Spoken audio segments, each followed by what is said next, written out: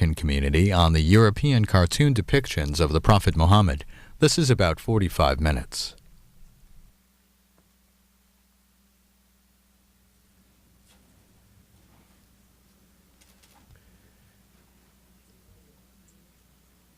In the name of God, most gracious, most merciful, I want to welcome you all to the press conference on faith and free speech.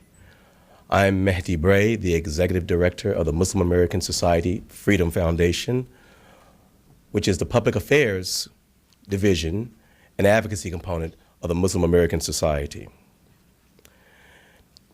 Despite Denmark's attempt to lower tensions over Danish news cartoons depicting Prophet Muhammad, peace and blessings be upon him, as a terrorist, newspapers in France, Germany, and throughout Europe have decided to exacerbate the situation by reproducing the cartoons defaming Prophet Muhammad. The Muslim American Society has sent a letter of protest to both the French and German ambassador, and I might also mention that we will be meeting this evening at 5:30 with the Dutch ambassador of Denmark to discuss this issue. Let me make it very clear. We at the Muslim American Society, we are not asking for censorship or the negation of free speech. But a little common sense and self-restraint might be in order. Just because one is free to do something does not mean that it is prudent to do so. Along with rights come responsibility. It really boils down to choice and respect. Yes, in a democratic process, you can disrespect my religion, but I have a right not to accept it and to respond in a positive way. Denmark has already paid an economic price for disrespecting Islam, and I think that this was the best way to deal with it. I think also that it's important to say to people throughout the Muslim world that violence is not a way to address this particular issue. I think that it calls for prudent responsibilities. Economic responses are certainly in order, but certainly not violence, not playing into the hands of what I call the haters. And I might also say perhaps the European press could make better use of their news space by giving more coverage to the racism and employment practices, or how soccer fans are allowed to display open racism against soccer players of color from Africa or Asia. That might be a much better way of using their press space. Let me just say this. I believe firmly that it is better to light a candle than curse the darkness. So therefore, we have embarked at the Muslim American Society upon some positive aspects of responding to this type of defamation. First, we will be reprinting this Q&A that was excellently done by U.S. News. And we're going to put it out, USA Today. We will be distributing those throughout the United States and throughout Canada and throughout Europe. Also, we'll be publishing a pamphlet that deals with the authentic life of Prophet Muhammad, peace and blessings be upon him. And we are in partnership with the Interfaith groups called the Three Forum, as well as the Muslim Council of Britain, exploring the opportunity of having, in the latter part of this spring, a interfaith workshop in Denmark. Also, I think that certainly my recent return from Europe tells me that there needs to be also a discussion among religious people as well as those of a secular nature. The Gallup's poll shows that worldwide that still people throughout the planet are very, very religious. Very, very religious. So I think that perhaps we could really have some dialogue with those people who are secular and some of those who are secular fundamentalists and talk about how we can agree to disagree without being rude or without being defaming one another. So this is something that we're looking forward to doing. And as I mentioned also tonight, we were going to meet in the ambassador's home at 5:30 this evening to discuss our concerns. Now, let me also finally say this, that Many of you in the media know that I'm not always a big fan of this administration. I've been very, very critical of his position on the war and very, very critical of this administration's position on its behavior in the Muslim world. But let me say it from the bottom of my heart, I was never more proud to be an American Muslim than when I saw from the State Department that statement that said, indeed, that what was done in Europe was indeed offensive. I think this is a fine statement, and let me also say I think it's a fine credit to the American Press Corps that you chose not to join on the wagon of this bad taste in dealing with religion. So at this point, I'm going to stop here, and I'm going to introduce a few of our other speakers that we have here today to talk about this. We were trying to have a video link from the UK.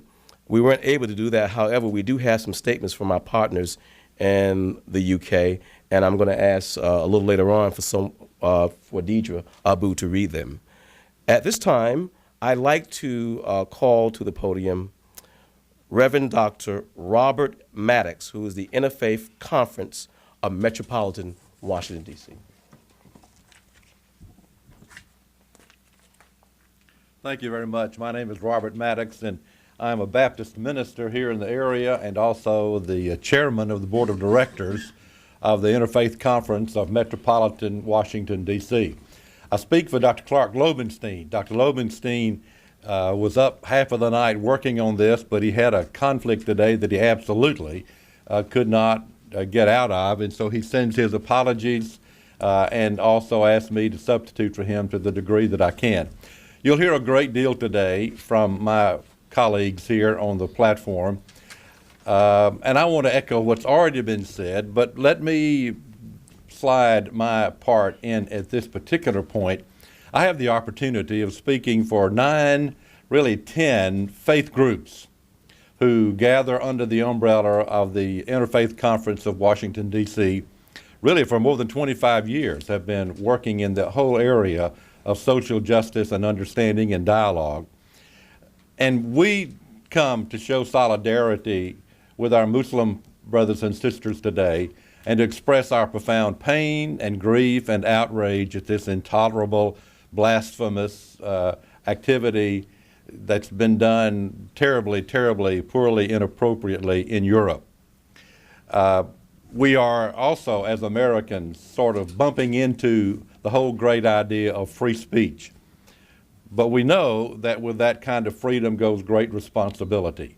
And I echo also what's been said today and around the country, how responsible I think our American press has been not to simply do ditto with this kind of thing that's happened in Europe. We grieve at this.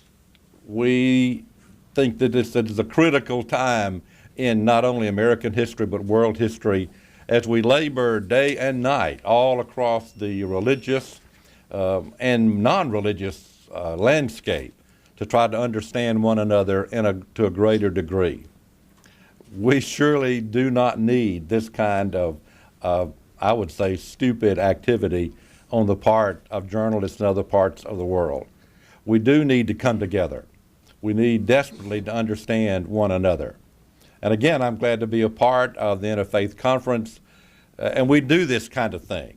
In my own church out in Bethesda, all across the metropolitan area, we regularly have interfaith dialogues and activities, not only to talk, but to do.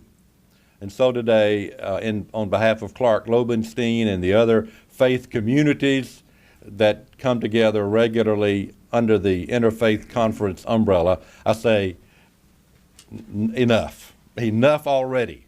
And I surely do look forward to the time when this kind of thing will cease to be, and perhaps this too shall pass, but I hope that we learn a great deal from it. Thank you very much.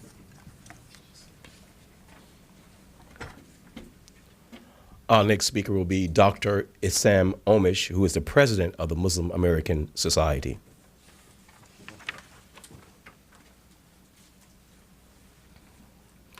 Good morning. In the name of God, the gracious, the merciful, and the prayers and the blessings of the Almighty be upon Prophet Muhammad, peace be upon him, and be upon all the prophets of God and all of religions of God. I would like to join my brothers and sisters this morning in reiterating and reasserting the same sense of condemnation that we all have had with what has happened in Denmark and Norway and subsequently in all of Europe, while at the same time asserting the fact that we fully respect the freedom of expression, the freedom of the press, as well as the freedom of religion. And we know that with freedom comes a great deal of responsibility to ensure that the discourse that we undertake is one that is respectful and mindful of things that mean very great deal to everybody. We in the Muslim American Society, we're one of America's largest grassroots organization. We have 60 chapters across the country. We have membership in the tens of thousands. And we have activities that span no less than 35 to 40 states across the country. We want to make sure that we represent the Muslim community in voicing our concerns about what happened in Europe, in voicing our great satisfaction and respect of our core press and of our government and State Department, in showing the real way of handling matters of such sensitivity. And at the same time, we extend our voices to our brothers and sisters across the Muslim world in relaying the message that while we need to assert the respect and appropriate dignity to religion, we need also to extend hands of dialogue and tolerance. And likewise, while we demand the highest level of respect, we also want to make sure that we work as a family towards the preservation of the human civilization. In the Muslim American Society, we take the mission of positively integrating our Muslim community here in America as very serious. And we see the future of America as a united, diverse America by making sure that everybody is respected and everybody is genuinely honored and everybody's tradition is part of the fabric and the makeup of the society.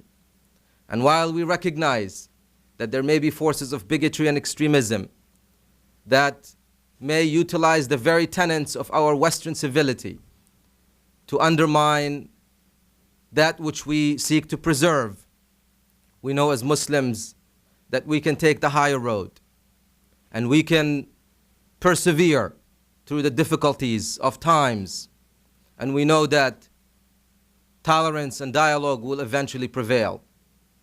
Islam makes up the identity of Muslims, and Islam and Muslims are part and parcel of the makeup of the new face of the Western world.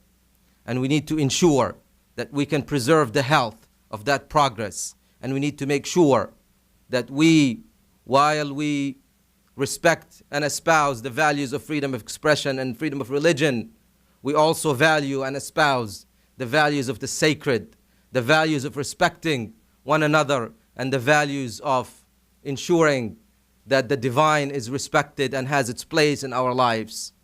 We think we can do that, and we think we can extend ourselves as a bridge of understanding and tolerance to the rest of the world.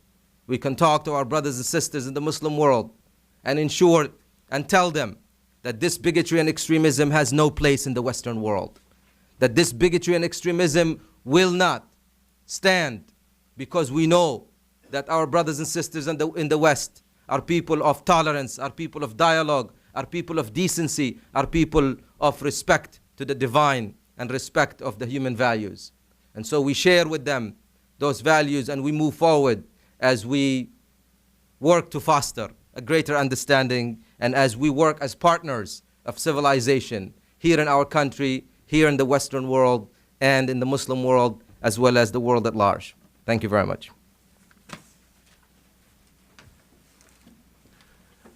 I'm going to ask if you would make sure that your cell phones are turned off. Our next speaker is Ahmed Younis. He is the National Director of the Muslim Public Affairs Council.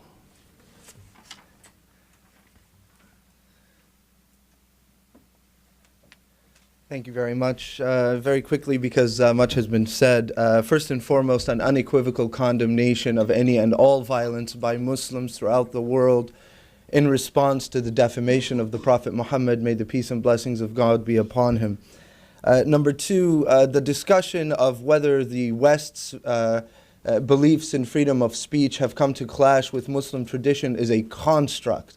In fact, one of the primary goals of Sharia is to preserve freedom of speech and to preserve all products of the mind which are perceived as a blessing of God upon all people. So the idea that the debate that Christopher Hitchens and I were having on CNN International yesterday, that this is the clash of civilizations that has always been called upon, is in fact a complete fallacy.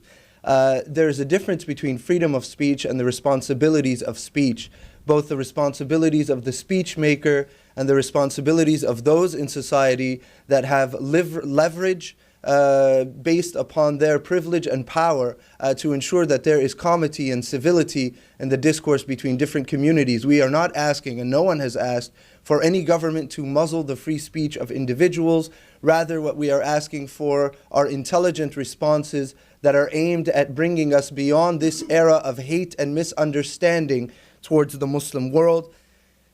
Thirdly, the initial publications, the consequent defamatory republications, and the Muslim responses by less than 1% of the 1.2 billion Muslims around the world that we see on TV all have the same result. They alienate the vast majority of moderates who are needed at the apex of any sort of counterterrorism or engaging in hearts and minds type of program that would be engaged upon by the West or by the Muslim world. We are alienating and offending the vast majority of moderate Muslims who are needed at the apex of engaging with extremism through counter-extremism efforts and through engaging hearts and minds. And it is offending and alienating those moderates in the West, the vast majority of people that are interested in dialogue with the Muslim world. And we have to understand that although there is a freedom of speech, there is also an incumbent responsibility upon all of us to ensure that this type of speech does not lead us to eras of hate. Two more points. Number one, this is the same Europe that just saw a genocide of Muslims. I received an email from a Muslim in Bosnia after that debate who said, "I cannot believe you mentioned the Bosnian massacres. We never hear about our plight in the international media anymore." We must remember that this type of defamation has time and again throughout modern history led to a slippery slope of hate against communities, be it in Rwanda or otherwise, as we have just seen throughout Europe. So we need to ensure that these communities are protected from hate and protected from criminal activity. And then finally, as others have mentioned, the fulcrum of the solution to the situation that has arisen in public international discourse between Islam and the rest of the world is the issue of identity and the ability of Muslim minority communities in the West to develop identities that are germane to the countries within which they live and are perceived as legitimate and organic to international Muslim discourse by Muslims in the Muslim world is the primary ability for us to move beyond this era of hate. And this type of gratuitous incitement only brings us back in our ability to integrate Muslim communities in the West so that we have partners in an ability to engage with the rest of the world. Thank you very much.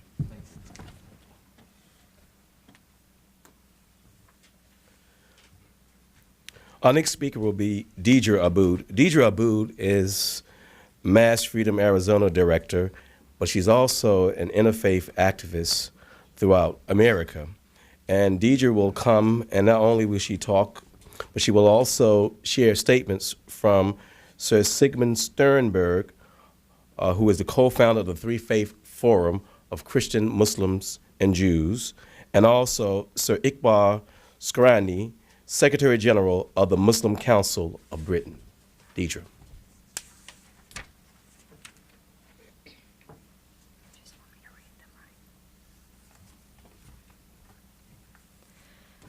Hello. First, I'll go ahead and read the Three Faiths Forum statement. The Three Faiths Forum, which promotes Christian, Muslim, and Jewish trialogue, condemned in early November the publication by a Danish newspaper of cartoons which were deeply insulting and distressing to Muslims everywhere. We regretted that the editor of the newspaper concerned refused to offer the Muslim world an apology for the deep offense it caused. In the light or more of recent events, the Three Faiths Forum has expressed its agreement with the Muslim Council of Britain, which, reacting to the demonstrations held in London against publication of the cartoons, said that some of the banners and placards on display were quite disgraceful and seemed to constitute a clear incitement to violence, even murder. Today, in a meeting with the Danish and Norwegian ambassadors, the Three Faiths Forum has proposed that the Danish government host in Copenhagen an interfaith seminar, Christian, Muslims, and Jews, which will examine the current statement of intercommunal relations in Europe and make recommendations for ameliorating the tensions which have arisen. This would be an opportunity for scholars, religious leaders, and opinion makers from the European Union to discuss their differences in a respectful and purposeful manner and would help ease the pressure which has built up as a result of the cartoon affair. We hope that this proposal will commend itself to the Danish authorities. As for the Muslim Council of British statement, before I read it, I just want to let you know that it's the UK's representative Muslim umbrella body with over 400 affiliated national, regional, and local organizations, mosques, charities, and schools. The Muslim Council of Britain is deeply concerned by the continuing refusal of several European newspapers to understand and acknowledge the immense hurt they have caused to Muslims the world over by printing gratuitously offensive caricatures of the Blessed Prophet Muhammad, peace be upon him. We iterate our absolute condemnation of the decision to publish these images in Denmark and view their publication in other European countries as a deliberate and senseless act of provocation. Newspaper editors must exercise restraint and good judgment instead of adding to the increasingly xenophobic tone being adopted in parts of Europe against Muslims. These newspapers should apologize immediately for the harm they have caused, said Sir Iqbal Sakhrani, Secretary General of the Muslim Council of Britain. The MCB acknowledges the fundamental right of peoples of all faiths to freedom of speech and expression. This does not mean, however, that they should be free to create social unrest and instability. Neither should that freedom be abused to undermine national interests at home and abroad. Inevitably, some elements may seem to exploit this current crisis to provoke negative or extreme reactions among Muslims. The MCB urges fellow British Muslims to exercise the utmost restraint in the face of these provocations. There may be elements that would want to exploit the genuine sense of anguish and hurt among British Muslims about the manner in which the Prophet has been vilified to pursue their own mischievous agenda. We would caution all British Muslims to not allow others to provoke them. Others to allow themselves to be provoked. They should respond peacefully and with dignity at all times, said Sir Iqbal. For myself, I'd just like to make a couple of points. First of all, I'm actually from Arizona, and I work for the Muslim American Society Freedom Foundation there. I'm the executive director. And we have been talking to the Arizona Interfaith Network, of which we are an active member, and they have expressed that they are extremely disturbed by what's going on with both with the newspapers printing these and particularly the reasons why they have been printed. That this was strictly an intentional attempt to hurt another group of people, that it had no other reason. It wasn't a news value. It wasn't even a cartoon reflecting the news, but rather a cartoon making news by inciting hurtful feelings with a minority group. And there are many interfaith organizations across the country that have expressed concern and are doing their part to address religious defamation, and we're calling on all interfaith groups to do that. It is part of every religious community's absolute responsibility to make sure that no other religion is defamed, because that's how we encompass and protect freedom of religion. We have voiced our concerns in the past as the Muslim American Society when religious people or representatives or prophets from other faith traditions as well as our own, we have expressed concerns when those prophets were defamed or different cartoons and ads and different things were done that were in a very negative way for these people. And we have expressed concerns, and we will continue to do that regardless of whether or not it's a prophet or a person that we hold dear, because we believe that everyone as a person of faith should do that. All faiths need to stand together regardless of their faith. Muslim, Jewish, Hindu, Christian, all of them need to stand together, particularly in times like this, because it is not okay. It's a very slippery slope when you allow one group to experience this kind of hurt for the sole purpose of hurting. That only opens the door for other groups to also be hurt. And we must stand strong that we won't allow ourselves or any other group to be hurt in this way. And we'd also like to state that in the United States, we have been very calm in addressing this situation. The organizations have talked to the community and sent out information expressing to the community that we are working on this in a very diplomatic manner, and that we should be calm and do things in a diplomatic manner, a very strategic manner.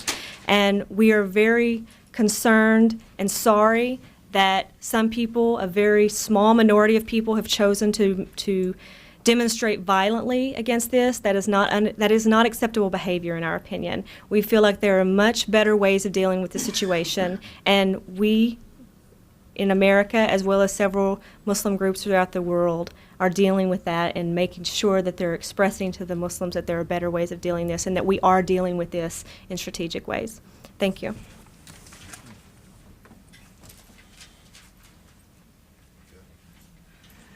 In listening to Deedra, I'm reminded what the late Dr. Martin Luther King said, which would kind of be a mantra for all of us, Muslims, Jews, Christians, and Sikhs, Hindus, is that there is a time when silence is betrayal, when silence is betrayal. And therefore, it is incumbent upon us, whenever one faith tradition is being vilified or demonized, that we all come together to raise our voice and to express our righteous indignation of this type of behavior. Our final speaker is Don Parker, who is the communications director of the Interfaith Alliance, America's largest interfaith organization, and he will talk about this from the domestic implications of the cartoons. Thank you.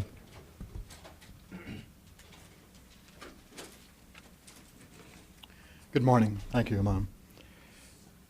Although the Interfaith Alliance normally speaks out only on issues related to religious liberty within the United States, we chose to be here today because we proudly stand with the vast majority of Muslims in America and all over the world who are peaceful and who seek justice and equality for all.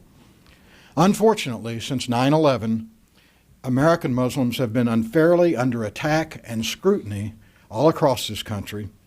In many cases, they have been unjustly profiled and harassed by our own government.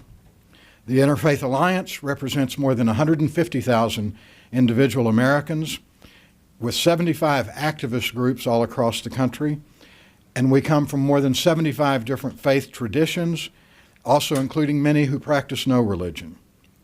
The mission of the Interfaith Alliance is to promote the positive healing role of religion in public life, to oppose the manipulation of religion for partisan political purposes, and to oppose the manipulation of government and politics for sectarian purposes. Not every member of the Interfaith Alliance might agree with everything I say here today, nor might the Interfaith Alliance necessarily agree with everything said by others here today.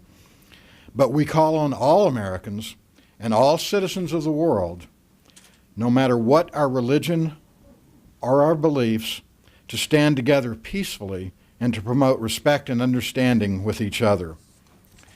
America was founded on two great principles: religious liberty and freedom of speech. These freedoms go hand in hand and have ensured the vibrancy of our democracy. Sometimes in America and on the world stage, these freedoms come into conflict. No matter how much we might disagree on some issues, if we are to exercise our own freedom of religion, we must grant that freedom to all. To maintain our own freedom of speech, we must accept that others have that same freedom. That is the essence of democracy. In recent weeks and months, some cartoonists and publishers in Europe have unfairly and disrespectfully portrayed the Prophet Muhammad as a terrorist and in many other disrespectful ways. And many Muslims have rightfully protested and rejected that portrayal. While cartoonists or essayists have the freedom to express their opinions, those who disagree have the freedom and the right to express their disagreements and to peacefully protest or to boycott. But no one has the right to violently react to the free expression of opinions or thoughts, even if they deem some of those expressions as disrespectful, hurtful, and hateful, as in this instance. No one should condemn all Danes or all Europeans for the actions or the opinions of some, and no one should condemn all Muslims or Islam itself for the violent actions of some. Just as no one should condemn Christianity or Judaism or any other religion or belief for the violent reactions or actions of some who profess those faiths. The Interfaith Alliance calls on all individuals and groups, especially political leaders and religious leaders, to maintain civility, to promote peace. Let us all work together to transform this difficult moment, to reach out and talk with each other, to seek better communication and understanding, and to find ways to peacefully witness our respective faiths and beliefs.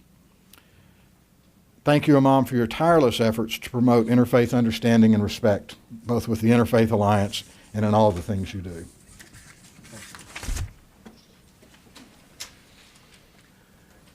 At this time, we're going to take questions, and I'm going to ask the panelists if you'll come up to the mic if you are going to answer the questions. Questions? Any questions? Yes.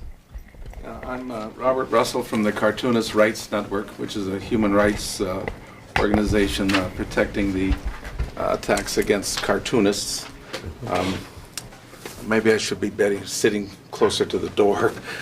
That's okay. You're welcome. Many times we speak in code, and I hear a lot of code being spoken here today.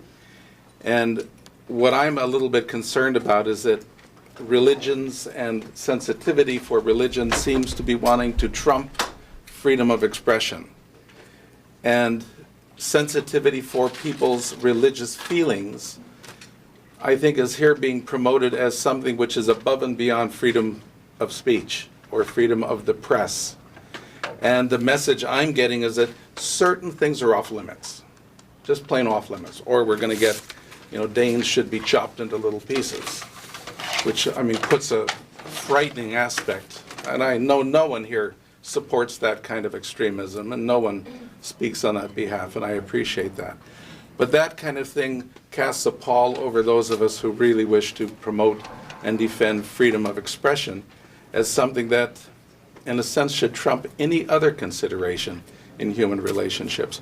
Yes, if you yell fire in a crowded theater, you better make sure you're not standing in the doorway. Yeah, well, that brings me to a point. Which is what's happening now.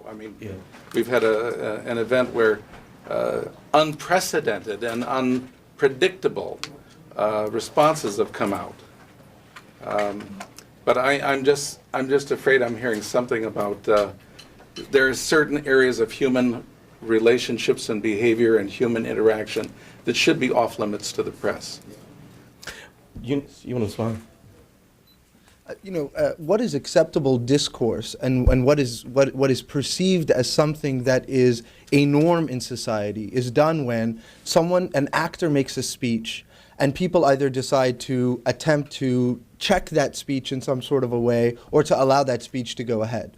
The idea that an unfettered freedom of expression should be believed in as a deity over the beliefs of all other communities and all other approaches to freedom of speech is a fallacy in and of itself. That's number one. Number two, cartoonists are free to express what they would like to express anytime they would like to express it. And when we put together a press conference asking governments to put cartoonists in jail, right, it would be very fair for you to say that we are attempting to inhibit that speech. When there are as many cartoonists on the street of the world protesting the reaction of governments that are responsible, that are saying, hey, wait a minute, this is over the edge. It's free. You can do it, but it's over the edge. Now, if cartoonists are going to draw cartoons that would be the essential equivalent of screaming fire in a crowded theater, then they would be engaging in unconstitutional speech. That is not protected, right? And therefore, we would have a right, and government would have a right to respond accordingly. And then the final point, this is not about sensitivities and emotions and political correctness. It is about strategic discourse in an era in which there is a war on terrorism that is touted by terrorists as a war on Islam. And intelligence would have it that we would not negligently bolster those who killed 3,000 or more of our fellow Americans, because we are attempting to exercise a frivolous pursuit of free speech. So the boundaries are very clear. This is not about emotions and sensitivities. It is about our ability to get people throughout the Muslim world to not follow extremists and extremism. And as we continue to offend those who we need at the apex of these efforts, we are shooting ourselves in the foot. And that is what the discussion should be about. I might just quickly add that we're not speaking in code. It's quite clear that I believe in free speech. In a democratic society, you have to have free speech. But at the same time, that doesn't mean that one cannot respond to free speech that one views as being offensive. It's quite simple. Yes, thank you. If your organization has issued the same kind of condemnation and the same kind of caution to the Arab press, which on an almost daily basis depicts Jews, Christians, and Hindus in very similar ways. Yeah, actually, we've been very, very consistent about that. We have one set of standards as it relates to dealing with situations. Defamation, whether it's in the Jewish community, whether it's in the Christian community, is defamation. So it doesn't matter who does it, it's wrong. And so that basically we've been very, very clear about that. Mass freedom has always had one standard when it comes to human rights, one standard when it comes to dealing with defamation. And we don't reserve anything for ourselves that we wouldn't reserve for anyone else or any other faith tradition. Yes. Let me respond to that very quickly. Sure. Let me just very quickly. The American Muslim community supported Salman Rushdie when he published his novel because of his right to free speech, sourced in Islamic discourse. We said Islam says he should be allowed. The American Muslim community condemned the Taliban when they were putting women in rape camps and they were destroying Buddhist temples, and the West didn't say a word. The American Muslim community was calling out about the genocide of Muslims in Europe way before it was going on. The American Muslims, and Mahdi Bray himself went to Darfur to ensure that Christian communities are not subject to genocide. We have been consistent and unequivocal anti-Semitic cartoons, anti-Semitic discourse, the protocols of the elders of Zion. We have to be unequivocal. We have had one standard, the freedom of religion for all and human dignity for all. And until we get what we are offering, it will not be a truly reciprocal relationship. Yes. I'm sorry, I didn't quite catch what you said about a meeting with an ambassador. Is that a meeting later today with the Danish ambassador? And will you also be meeting with the Norwegian? I'm a little confused because your press release, ma'am, made it sound like the meetings had already taken place. No, that was in the UK. Oh. They've already met in the UK. Today, yeah, they're 5 hours ahead of us, okay. So they've already met. But we'll be meeting this evening. With the Danish ambassador. That's correct. Okay? Yes. Are you meeting meeting with any U.S. officials or people at the State Department to talk about this? No, actually, I don't think there's really a need to. I think the State Department communique, which is in your packet, was right on target. It found this type of activities offensive, and I think that basically, in this case, the State Department got it right.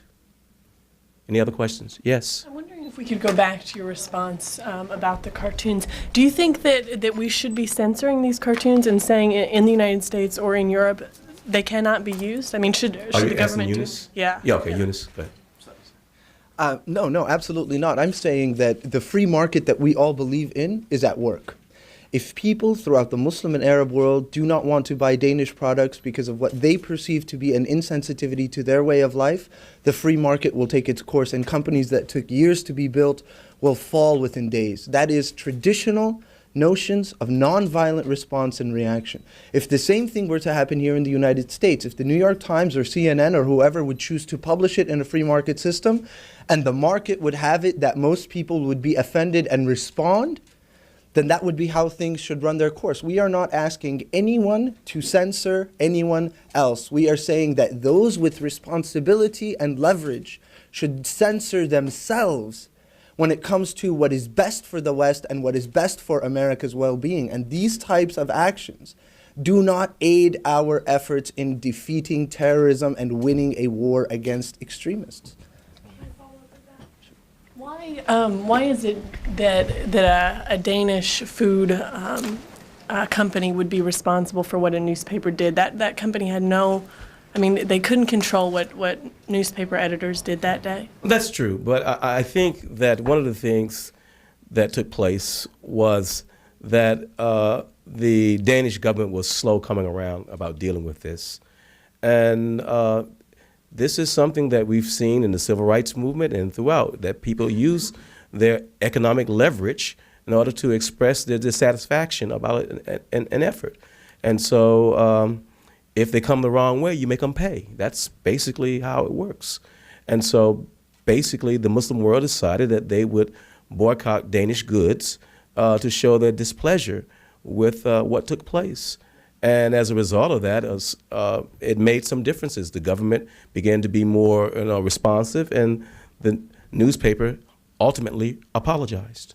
We should also speak of we very much look with a great deal of respect and at the Danish people's response. I mean, the people in Denmark took out to the streets and echoed their very concerned for the well-being of their own country and the need for them to have harmony and peace within the society itself. And that's the same exact message that we are sending out there. It's very difficult for us to have any control over what happens in the Arab and the Muslim world. But we are, as people who are citizens of the West, understand and share a lot of the pains that they go through. And so we will be in the best position to be able to construct the discourse that will allow us to come closer as one civilization. And what's happening is that lack of understanding, that lack of entrusting the American Muslims to be at the heart of decision making and moving forward with our actions is at the heart of the disconnect that has allowed these things to happen. So we're calling for voices of reason. We're calling upon people who are wise, who are looking for the greater good of our own society, of our own country here in America, and of our own civilization here in the West, to extend those bridges and to understand what those dynamics could be. When I say that Islam defines Muslims, I'm very much saying Islam has nothing against any component of what constitutes an American Muslim citizen of the West. And without espousing that understanding and that discourse, we will create that disconnect. That is fertile ground for people to breed, the radicals and the extremists and the bigots who will ultimately, cause the harm and the disgrace that all of us are against. Any more questions? Okay.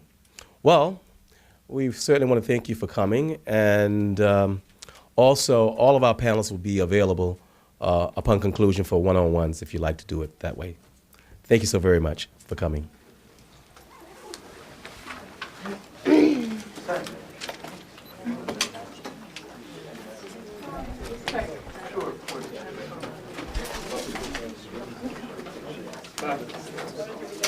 Good, good, good.